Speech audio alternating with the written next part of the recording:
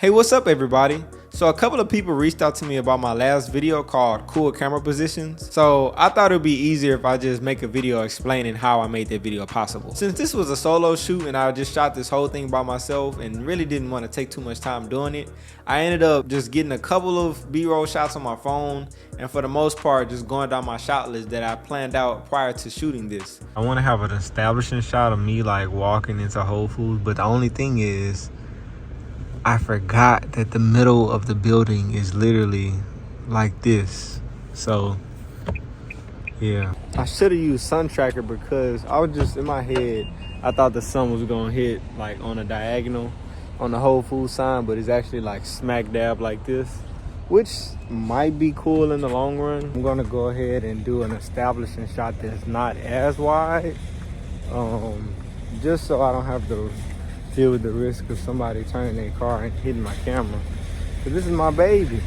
All right, so here we go. So I started off with my establishing shot here. I really wanted to capture just the essence of me walking in.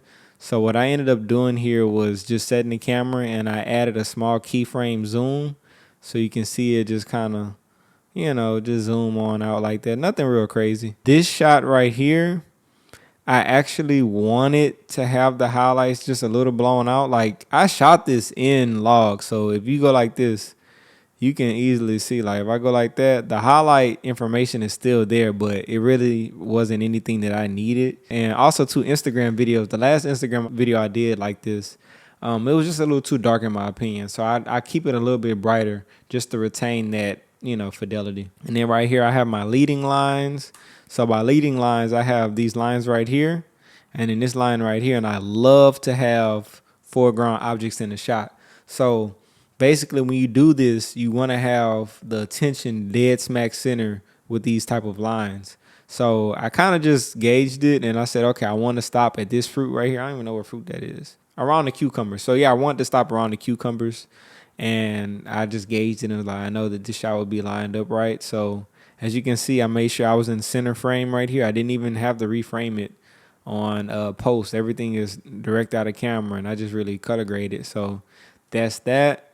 And then on this shot right here, I got a lot of takes from it, but I actually really wanted to show me, analyzing the fruit, vegetable. Show me analyzing the vegetable, moving forward, slight bloom.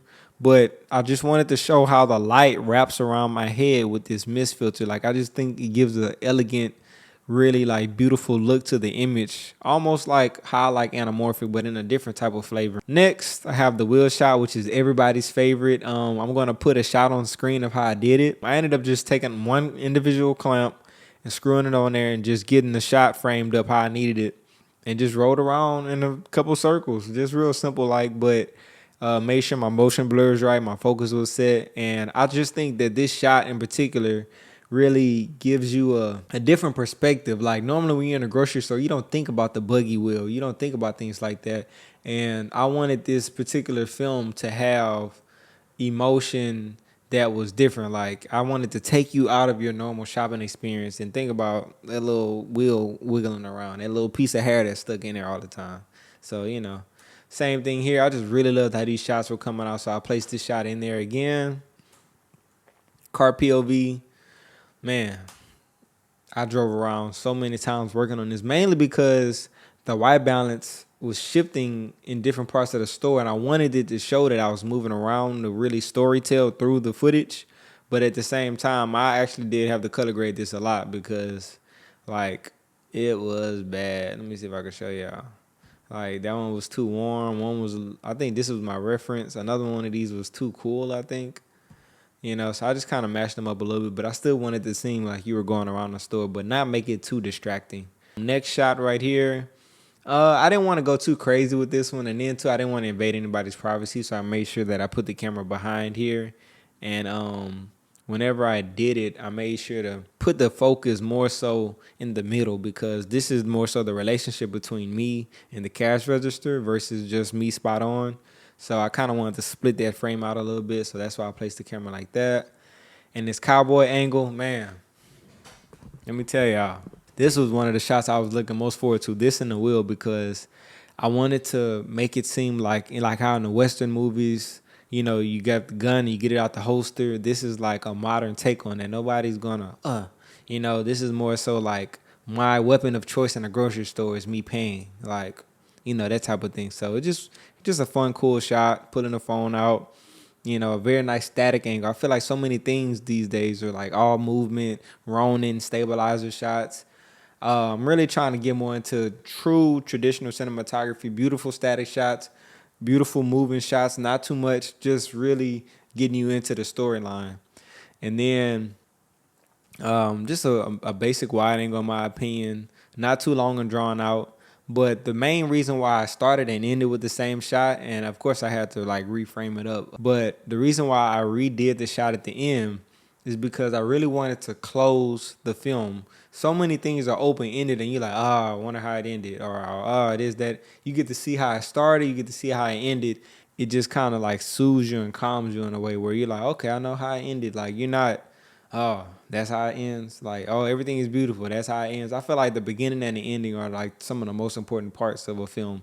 So that's why I did that like that. And I did a small keyframe. This was a solo shoot, so nobody was moving the camera for me. And then lastly, I just did some sound design. So let me go through the sound design right quick.